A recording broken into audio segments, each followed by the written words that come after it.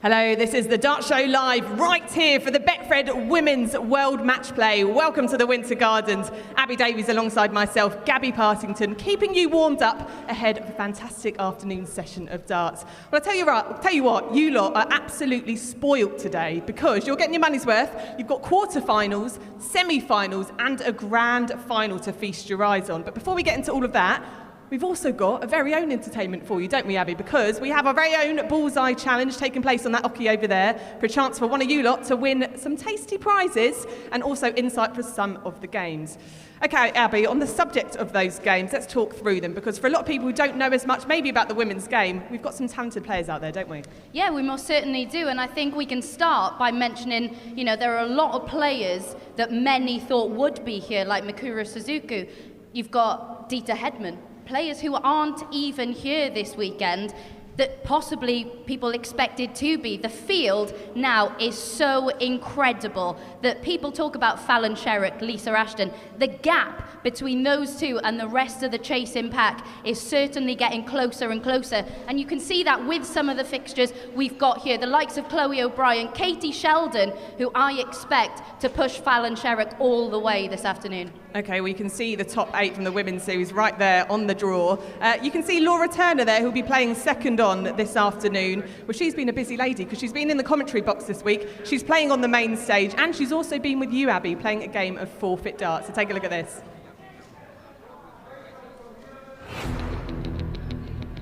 Hello and welcome to another edition of Forfeit Darts. Of course, the highlight of any dart player's career. And today, taking on the wheel of misfortune, we have Corinne Hammond and Laura Turner. Guys, I know Laura has actually said she's been practicing with a blindfold for this. Corinne, how seriously are you taking this? I probably should have put in a lot more effort for it by the sounds of it. Right, let's get into it, shall we? Pressure is starting to mount. No flights on your darts. Who wants to go first? You? What is that? I just put brand new flights on as well. Do they even get to the ball? Oh, we're going to see in a minute, We are about to Yeah. find out. Right, Wow. Corinne Hammond up first. Yep. They do reach the board. That's one thing we've established. No score. I mean, it was a very difficult ask. I don't know if you can see as well. We do have an audience behind us. Okay, I've seen your tactics. You can't throw it like a normal dart, Yeah, can I you? guess not. So let's try. Right. This is where I went wrong. Seriously. Oh, Oh, 18 scored. I've not practiced at all Nice. any of them. 19 on definitely the has. board for Laura Turner after that one. Right, and we will spin again. Right, blindfolded. Yes. Laura Jesus. gets her wish. This is what she's been practicing for. I could, to be fair, I could just take my glasses off and I wouldn't be able to see anything anyway. Oh my goodness. 9 straight away. you should think about this more often, Laura. You got 42 in total. Oh, she even hits a double. And you've got double 4 there, 8 as well. Over-adjusted. This is just showing off, isn't it? So after 2 visits, Laura's on 50 points. Yeah, right, okay. 9 scored. Ooh. Similar place to Laura's. You did hit the board with that one. That's right. It's hard, the isn't it? last challenge. All 3 at once. Corinne. I told you, I just put new flights on this morning. I don't really want to ruin them. Take it up with the PDC if this does go wrong. Oh, we're just taking out the mic. 22 scored there. So Laura, you are the winner, but this is just your lap of honour now, your throw of honour. Oh, she hits a bullseye. She's hit the bullseye. She really wasn't kidding when she said she's been practicing for this. Thank you. Laura, you are the champion. How does it feel? This is got to Feels be up very there. new, if I'm honest. It's not an experience I'm used to. I was just playing by the title of it, forfeit darts. I was just forfeiting Yeah. for her to get this title. Yeah. But I'm going to get everyone I play to spin it beforehand, and then they have to do that, and I can just throw normal. Yes. Absolutely. Get them Yeah. sat on a chair. Get them stood on a chair. Yeah. Turning 10 times before No they throw. flights, yeah. Yeah. We'll take this forward. Yeah. PDC, we've got a new idea for we you. do. Next Yeah. tournament now. Thank you very much. I cannot believe that. That was absolutely incredible from Laura Turner, who of course we will see up on the big stage a little bit later on. Lads, no pressure. Even when throwing all 3 darts at once, Laura Turner managed to find the bullseye. I'm going to come to you first. What are your names and where are you from? Dan from Bolton. Dan from Wrexham.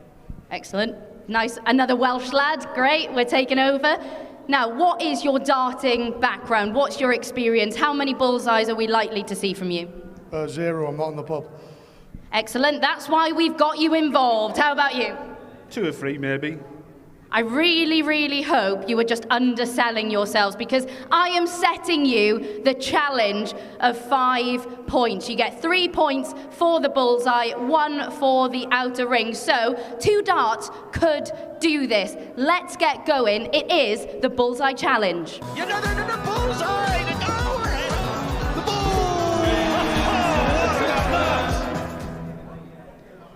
Let's get going. Not bad. You did undersell this. You're getting closer. No cigar. Come on, we're against the clock here. Run, run, run, run, run. Do a Dirk van Diven mode, a Celebra dash. Getting further away from the target, I hate to tell you. Maybe you weren't underselling it. Maybe you aren't going to hit any bullseyes up here. You've got a point. And is that? Oh no, that's 2 points. I thought you'd got a bullseye there. Let me just pick up your flight for you. Quick, quick, quick, quick, quick. 3 more points. So 1 bullseye could win this for you. You've got another point. So come on. Oh, he's still adjusting his flight. Oh my gosh, he's having an absolute med. Give him one of your darts. Give him one of your darts. Quick, quick, quick. You've got 10 seconds left. 10 seconds. I think the pressure is going to get to them ever so slightly. Yeah. 3 seconds, 2 seconds, 1 second, and you're not going to get the prize. The t-shirts aren't going to be yours. Lads, you didn't give yourselves much hope. It went as bad as you thought it would, didn't it, really? Yeah. Do you feel quite ashamed? Yeah. Not the best, is it? Gabby, 2 losers over here. Very, very disappointing performance there from the both of them. We're definitely the women on the stage over there will be a lot better than the 2 guys over there. Commiserations, guys. No t-shirt for you. You have to wear your own, your fluorescent one. Anyway, 8 of the women will be on the main stage shortly, not long from now. So here's an introduction to all of them. Take a look at this.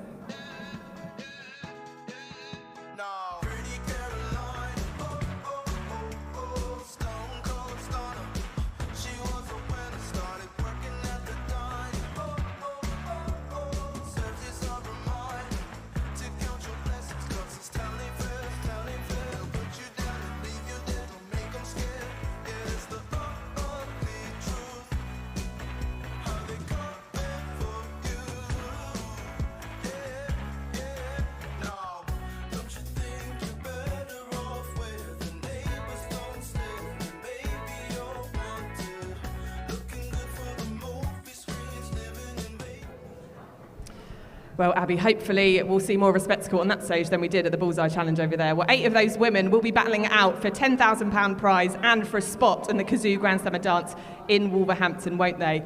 Great lineup we've got. We've got to start with the first one, though, don't we? Let's take a look at this one. Take a look at the fixtures on the board there.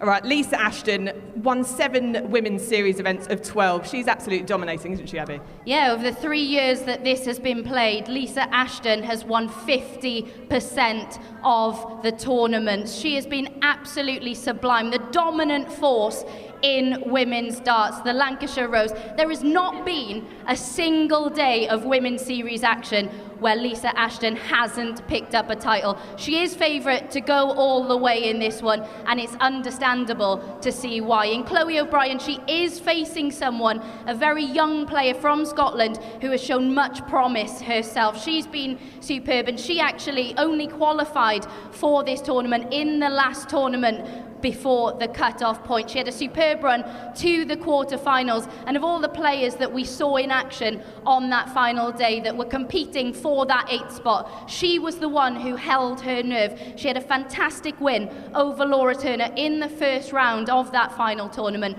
And I spoke to Laura Turner after that defeat, and Laura said, that was one of my best averages ever. I really threw everything at Chloe there, but Chloe was able to find what she needed to come through that. She's playing her chances down quite a bit this weekend. She said she'd be happy if she picks up a leg or two against Lisa Ashton. I do think Lisa Ashton is going to have too much for her. And another point we have to make is that a lot of these ladies have very limited exposure and experience on that big stage, which I think could prove key in a number of these fixtures. Well, this is a different stage in all entirety, especially for Chloe O'Brien, because in the day she's actually a civil servant, isn't she?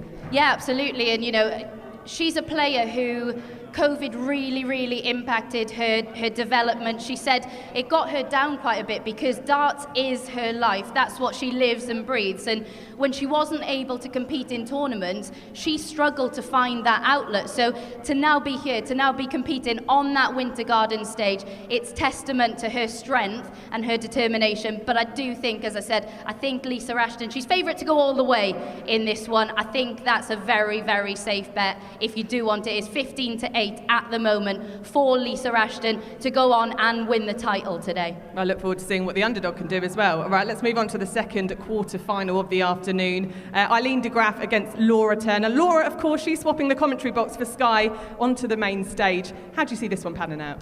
Yeah, Eileen Degraff does have the better record in the head-to-head. She's won 9. Laura Turner's just picked up the 1 victory over Eileen. Eileen actually had COVID last week, and it really hampered her progress and her preparation for this tournament. She said she wasn't able to throw a single dart last week because she was struggling so much. But before that, her form was incredible at the Women's Series. So few players were able to get close to her, and she is someone who certainly will thrive up on that big stage. She beats the likes of Fallon, she beats the likes of Lisa Ashton, maybe not with the same regularity, but she is capable of beating anyone in this field. Okay, this is the first fully televised PDC tournament, isn't it, for the ladies? It's a huge stage for them out there, isn't it? Yeah, it is, and it's just another step. This progress is going to go on and on and on. And as I said, the gap between the top 2 and the rest of the field is closing. And that's because these players are getting the exposure. We see it on the Pro Tour with the men's game. You know, when the PDC first came into existence, the Pro Tour and the players there, they were starting off from scratch. These players already have an advantage that the likes of Katie Sheldon, she's been able to play in a lot of Dev Tour tournaments. So we are seeing this game progress. Of course, you do get a spot in the Grand Slam if you win this tournament, but also it has been announced, the PDC have already released that the Winter Gardens will stage the women's match play in 2023 as well. So the order of merit, it'll be a 12-month rolling starting from the women's series events that take place next month. So it's incredibly exciting. I only think we're going to see the women's game go from strength to strength. Okay, with that, let's move on to the third quarter-final of the afternoon. Now, this lady, she's a rather popular one, isn't she, in Fallon Sherrick, you know, the princess of the palace she is.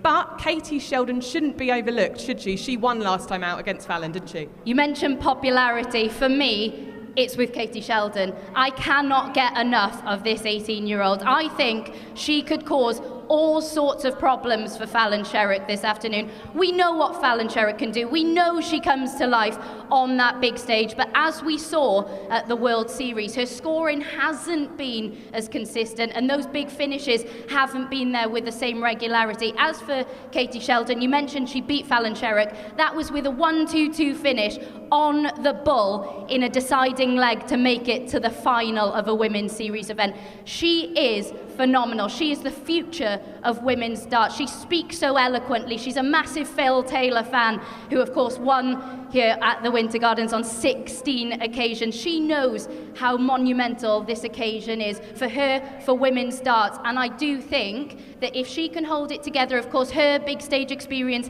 is limited as well, but if she can hold it together up there, she can cause an upset. You mentioned she does speak so well. It's mad to think she is only a teenager, isn't it? Absolutely. I don't want to think about how I was speaking when I was 18, because it was certainly nothing like that. But the way she commands herself around the venue, the way she's been taking everything in, she's been absorbing it. She wants to learn, and that's both in the game, off the oche. And she also plays a lot with Keen Barry, because over in Ireland, you don't get to play with girls. You don't come through the system playing against girls regularly. So she's always had experience against playing against men. She plays Keen Barry in practice, she plays him in tournaments in Ireland, and that's only proven beneficial for her. Okay, let's move on to the next, the fourth and final quarter-final, but don't worry, we have the semi-finals and final to look forward to this afternoon. Lorraine Winstanley against Rhian Griffiths. Now, Lorraine, she's quite similar to Dimitri van der Berg because she's actually got the same walk-on song as him. Same dance?